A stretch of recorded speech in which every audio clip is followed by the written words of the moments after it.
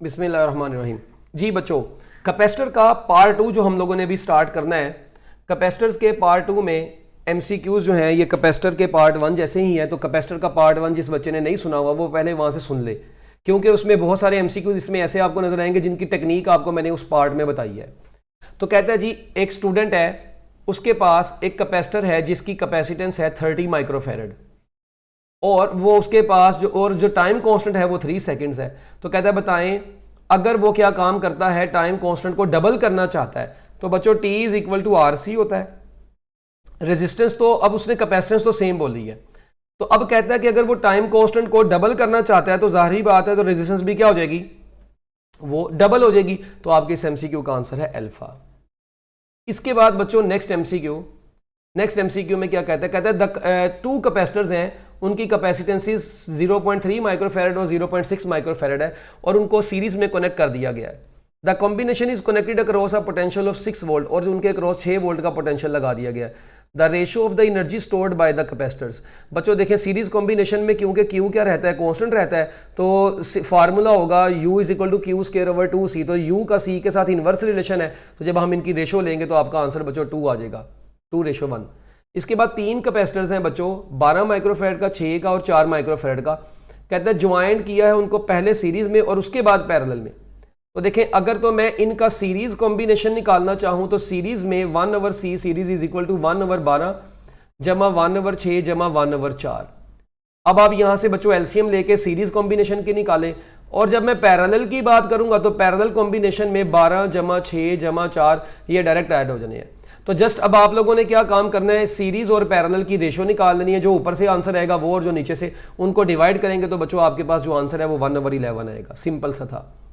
Figure shows a charged capacitor and a volt meter. कहते हैं when a dielectric slab is introduced between the plates of the capacitor. तो आपको पता है बच्चों जो इलेक्ट्रिक फील्ड है वो डिक्रीज कर जाती है, पोटेंशियल भी डिक्रीज कर जाता है और C इंक्रीज कर जाता है।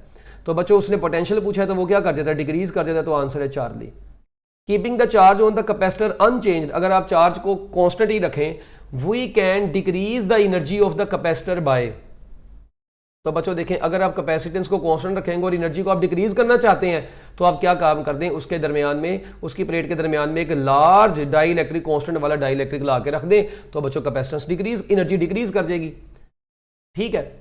उसके बाद बच्चों नेक्स्ट एमसीक्यू, क्योंकि देखें ना एनर्जी का फार्मूला क्या होता है, एनर्जी का जो आपने फार्मूला पढ़ा था कहता है कि keeping the charge on the capacitor अनचार्ज। आपने कैपेसिटर का जो चार्ज है ना उसको चेंज नहीं किया, तो एनर्जी को आप डिक्रीज करना चाहते हैं।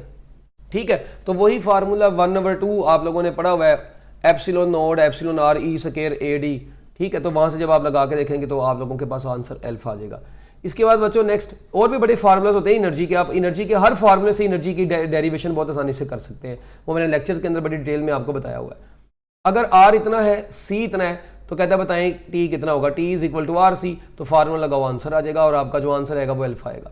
एक कैपेसिटर है उसकी एनर्जी 1 जूल है और उसकी जो कैपेसिटेंस है वो इतनी है। कहता है बताओ वोल्टेज सोर्स। ओ भाई एनर्जी का फार्मूला लगाओ पहले, 1/2 CV², वहां से वोल्टेज निकाल देना, आसानी से निकल आएगा, 4D आंसर आएगा। फिर एक 5 माइक्रोफेरेड का कैपेसिटर है और 10 वोल्ट उसके साथ हमने वोल्टेज उसको दिया है। तो कहता है उसके बाद 10 किलो ओम का रेजिस्टर उसके साथ अटैच कर दिया। Heat produced in the resistance कितनी होगी। भाई हीट से मुराद है एनर्जी, हीट से मुराद यहां पे क्या है, एनर्जी। कैपेसिटर की जितनी एनर्जी होगी वही एनर्जी उसको हीट की फॉर्म में मिलेगी। जस्ट एनर्जी का फार्मूला लगाएं 1/2 CV², तो बच्चों आपके पास आंसर आ जाएगा और आपका जो आंसर आएगा वो अल्फा आएगा। एक पैरेलल प्लेट कैपेसिटर है बच्चों, उसकी प्लेट्स का एरिया 2 मीटर स्क्वायर और सेपरेशन है 2 मीटर और पोटेंशियल डिफरेंस है 10 वोल्ट। तो कहता है बताएं चार्ज क्या होगा। एक कैपेसिटर है पैरेलल प्लेट कैपेसिटर, उसका एरिया आपको दे दिया गया है and separation between the plates भी दे दिया गया है और पोटेंशियल डिफरेंस भी दे दिया गया है और चार्ज आपसे पूछता है। बच्चों पहली बात Q इज इक्वल टू क्या होता है, CV। अब C क्या होता है, A epsilon not over D और साथ में आ गया V। अब आपके पास एरिया भी है, D भी है, एप्सिलॉन नॉट भी आपको पता है, V भी दिया हुआ, तो जस्ट आप यहाँ पे वैल्यू पुट करें, आपका आंसर अल्फा आ जाएगा। उसके बाद क्या कहता है that to increase capacitance the capacitance of n identical capacitors up to n times.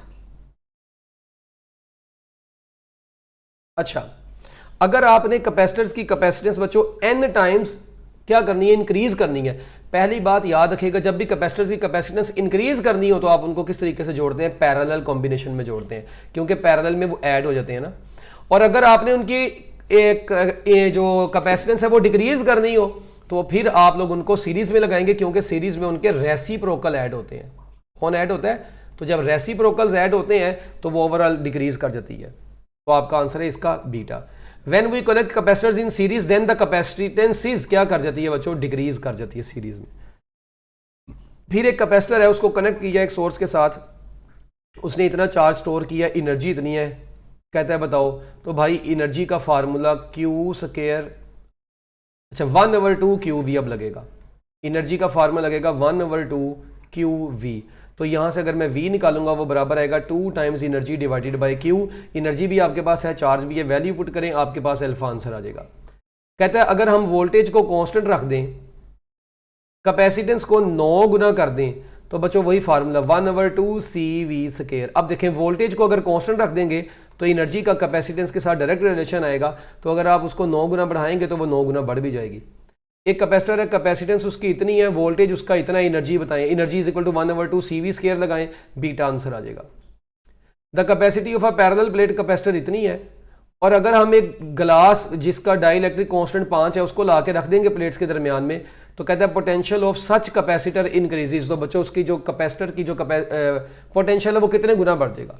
और भाई डाइलेक्ट्रिक कांस्टेंट तो ला के रखा है कैपेसिटर का, क्या आपको पोटेंशियल एयर वाला दिया हुआ है, नहीं दिया हुआ, तो आप इसको फाइंड आउट ही नहीं कर सकते, नॉट पॉसिबल। अब कई बच्चे पता नहीं कितनी देर लगा के इसको फाइंड आउट करने के चक्कर में पड़े रहे होंगे, अगर कुछ का दिमाग चल भी गया होगा। The capacity of a parallel plate capacitor 60 microfarad है। अगर पोटेंशियल 1/4 बन जाता है बच्चों, इसका पहले भी जैसे एमसीक्यू आया, 2 एमसीक्यू आए हैं जैसे, तो इसका आंसर है 4।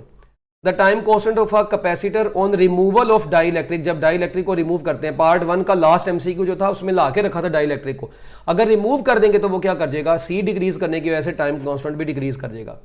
उसके बाद the unit of energy for a charged capacitor, बच्चों जो यूनिट होगा एनर्जी का वो जौल भी हो सकता है, जौल, ठीक है, न्यूटन मीटर हम इसको नहीं बोलेंगे। चार्ज्ड कैपेसिटर में जो हम एनर्जी का यूनिट यूज करते हैं वो जौल ही यूज करते हैं। इसके बाद the time constant for a capacitor is found to be 0.5 second that it was charge through a resistor of this value. कहता है what will be the value of the capacitance of the condenser. तो T is equal to RC लगाएं और जिंदगी में सुकून हासिल करें, डेल्टा ही आएगा। उसके बाद a capacitor is connected to a source such that it gets a charge of 8 microcoulomb on its plates. Energy इतनी है, वोल्टेज कितना होगा, 1/2 CV² लगाएं, वहां से वोल्टेज निकालें, अल्फा आंसर आ जाएगा। फिर कहता है कैपेसिटर है, अगर कैपेसिटेंस को हम कांस्टेंट रख के अप्लाइड वोल्टेज को 3 गुना कर दें, तो कैपेसिटेंस को कांस्टेंट रख के वोल्टेज को 3 गुना करो, वही फार्मूला 1/2 CV²। तो बच्चों एनर्जी वोल्टेज को 3 गुना करोगे तो ये क्या हो जाएगा, 9 टाइम्स बढ़ जाएगी। The potential difference between the plates of a capacitor is 6 volt. Dielectric constant इतना है, अगर स्लैब को रिमूव कर दिया जाए, ये मीडियम वाला है और ये तो अगर पोटेंशियल डिफरेंस एयर वाला निकालना है तो आपको पता है वो इन दोनों को मल्टीप्लाई करवा के आना है, तो आपका आंसर आ जाएगा 36 वोल्ट। पहले भी इसका जैसे एमसीक्यू आया। चार्ज आपको दे दिया गया है कैपेसिटर का, वोल्टेज भी दे दिया गया है, सी निकालना है, सी इज इक्वल टू Q/V लगाएं और बच्चों आपके पास आंसर 10 माइक्रोफैरेड आ जाएगा। कहता है बताएं which of the following relations has units of energy. बच्चों आपने फार्मूला पढ़ा है 1/2 CV², Q²/2 C 1/2 QV। तो ये तो सारे ही है, बस 1/2 नहीं है, तो 1/2 का कौन सा कोई यूनिट होता है। उसके बाद बच्चों नेक्स्ट एमसीक्यू देखें, ये चौथी मरतबा इस जैसा मिलता जुलता ये एमसीक्यू आया। क्या कहता है, कहता है एक लैब असिस्टेंट है, उसके पास एक कैपेसिटर है 3 माइक्रोफैरेड का, ठीक है, और उसके जो टाइम कांस्टेंट है वो 2 है। कहते हैं अगर वो टाइम कांस्टेंट को डबल करना चाहता है तो जाहिर बात है रेजिस्टेंस भी डबल होगी, पहले भी बता चुका हूं आपको। उसके बाद ये वाला एमसीक्यू भी सेम पहले जैसा, ये पहले भी आया था, value of the time constant of a capacitor is such that it is thrice the capacitor. ये देखें टाइम कांस्टेंट जो है दूसरे टाइम कांस्टेंट का थराइस है, जबकि कैपेसिटेंस ऑफ पहले कैपेसिटर की जो है 1/4 ऑफ C2 है। तो R1/R2 जो है वही formula T is equal to RC, पहले बता चुका हूं, ये भी मैं आपको बस फिर भी दोबारा कर रहा हूं। तो ये T1/T2 और यहाँ पे आएगा C2/C1। तो T1/T2 तो 3 आएगा, ऊपर से आप इधर से निकाल लें, और C2/C1 जो है वो बराबर आएगा 4 के। तो जब आप इनको मल्टीप्लाई करवाएंगे तो 12/1 आपका आंसर आ जाएगा, अल्फा आंसर है। उसके बाद कहते हैं टी की वैल्यू क्या होगी, आर इतना है, सी इतना है, T is equal to RC करो यार, जिंदगी में सुकून हासिल करो। कैपेसिटर है, उसकी एनर्जी 9 जूल है, कैपेसिटेंस 2 फैरेड है। तो क्या काम है, एनर्जी का फार्मूला कौन सा, 1/2 CV²। आप देख रहे हैं बार बार एक ही फार्मूला यूज हो रहा है, इतना इंपॉर्टेंट है ये। एक कैपेसिटर है, उसकी कैपेसिटेंस 3 माइक्रोफेरेड है, ठीक है, और उसने जो चार्ज स्टोर किया है वो 6 माइक्रो कूलम का किया, तो एनर्जी स्टोर क्या होगी 1/2Q²/C। फार्मूला लगाए और आपका आंसर जो है वो 6 माइक्रो जूल आ जाएगा। एक कैपेसिटर है, उसकी कैपेसिटेंस आपको दे दी गई है, वोल्टेज भी दे दिया गया, एनर्जी निकालनी है 1/2 CV² लगाएं बच्चों, आंसर आ जाएगा delta. The numerical value of area of each plate is quarter the distance between the plates of capacitor. तो कैपेसिटेंस कितनी होगी, C=A∈0/D। कहता है area of the each plate is quarter, quarter का मतलब है A/4, मगर आगे क्या कहता है, to the distance between the plates of capacitor, A/4 to the distance between the plates of capacitor, और ε0/D, तो D से कट गया, ठीक है।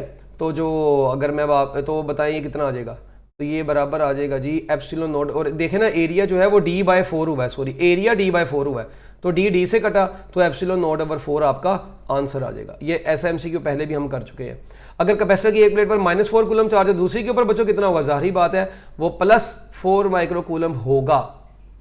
मगर एक बात पे जरा गौर, एक मिनट, कहता है if on one plate of a charged capacitor charge is this, then on the other plate charge can not be, होगा 4 माइक्रो कूलम का और कैन नॉट बी में ये आएगा, ये भी नहीं हो सकता, ये भी नहीं हो सकता, तो बोथ B एंड C। उसके बाद 8 वोल्ट का पोटेंशियल डिफरेंस अप्लाई किया है कैपेसिटर से, जिसकी कैपेसिटेंस है 10 माइक्रोफेरेड। कहता है एनर्जी स्टोर्ड कितनी होगी, 1/2 CV² लगा के आ जाएगा बच्चों आंसर। C=Q/V है। कहता है इफ कहता है how will it affect the charge if the voltage is double. अगर आप वोल्टेज को डबल कर देंगे तो चार्ज भी बच्चों क्या हो जाएगा, ऑटोमेटिकली डबल ही हो जाएगा, ठीक है, और C सेम रहेगा। Next, if we half the thickness of the plates of the capacitor, बच्चों थिकनेस के ऊपर तो प्लेट कैपेसिटर की प्लेट्स के ऊपर कैपेसिटेंस डिपेंड नहीं करती। उसके बाद बात रहेगी separation between them to be quadrupled, quadruple का मतलब है 4 गुना कर दी गई है। तो देखें C=A∈0/D, अगर सेपरेशन को 4 गुना कर देंगे तो कैपेसिटेंस जो है वो 4 गुना कम हो जाएगी, तो आंसर है 1/4। ये आपको मैंने बच्चों लेक्चर में बताया हुआ कि अगर कैपेसिटर इस तरीके से जुड़े हो तो ये कॉम्बिनेशन बन जाता है पैरेलल कॉम्बिनेशन। और फिर आपको मैंने बताया हुआ कि अगर n कैपेसिटर्स को पैरेलल में लगा दें तो कैपेसिटेंस जो होती है बच्चों वो NC होती है, तो यहाँ पे 3 कैपेसिटर्स है तो आंसर आ जाएगा 3C। उसके बाद the total capacitance of a system of the capacitor, कहता है बताइए कितनी होगी। आप क्या काम करें, इन दोनों को पहले सॉल्व करें, ये सीरीज में है तो इन दोनों को सीरीज में शॉर्टकट होता है, दोनों को मल्टीप्लाई करवाएं और नीचे दोनों को ऐड कर दें, तो ये आंसर आ जाएगा 1 माइक्रोफेरेड का। अच्छा, अगर इन दोनों का अगर आप लोगों ने कैलकुलेट करना है सीरीज, तो इनमें भी सेम यही 1 × 2 डिवाइडेड बाई 1 + 2 आंसर आ जाएगा 2/3 माइक्रोफेरेड का। अब अगर आप देखें कि ये टोटल है 1 माइक्रोफेरेड का, सेंटर वाला भी 1 है और ये 2/3 है, तो जब पैरेलल में ये तीनों पैरेलल में हो जाएंगे तो तीनों का जब इक्विवेलेंट हम निकालेंगे तो 1 + 1 = 2/3, तो ये बन जाएगा 2 + 2/3, तो ये बनेगा 6 + 2/3, तो आपका आंसर कितना आ जाएगा 8/3।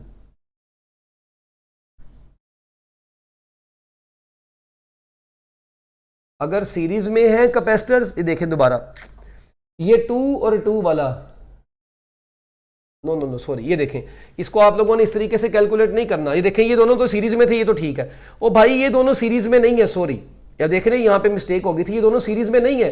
कैसे सीरीज में नहीं है भाई, यहां से इनके दरमियान से कनेक्शन निकल गया हुआ है, तो अब आप ऐसे सर्किट को इस तरीके से सोल्व नहीं करेंगे। अब मैं इसको थोड़ा सा रिमूव करने लगा हूं, 1 मिनट जरा। आप लोगों ने अब इसके लिए क्या काम करना है, देखें जरा गौर से सुनिएगा, बड़ी इंपॉर्टेंट चीज है, इसके ऊपर थोड़ा सा टाइम लगाते हैं। वैसे तो आपको सीरीज और पैरेलल का कॉन्सेप्ट बताया हुआ है। देखें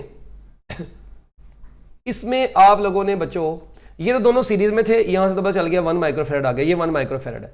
अब अगर मैं ये सर्किट को रिड्यूस करूं, ये ऐसे कैपेसिटर है, ये ऐसे ही रहा, ये ऐसे ही रहा, ठीक है, ये ऐसे ही लाइन रही। अब यहां पर इन दोनों के दरमियान में एक और कैपेसिटर आ गया, वो 1 माइक्रोफेरेड का है। अब आप क्या करें, ये 1 माइक्रोफेरेड का, ये भी 1 माइक्रोफेरेड का है। जब आप इसको मजीद सॉल्व करेंगे तो ये दोनों पैरेलल में है, तो पैरेलल में तो ये जस्ट क्या हो जाएंगे, ऐड हो जाएंगे, तो ये 1 कितना बन जाएगा, 2 माइक्रोफेरेड बन जाएगा।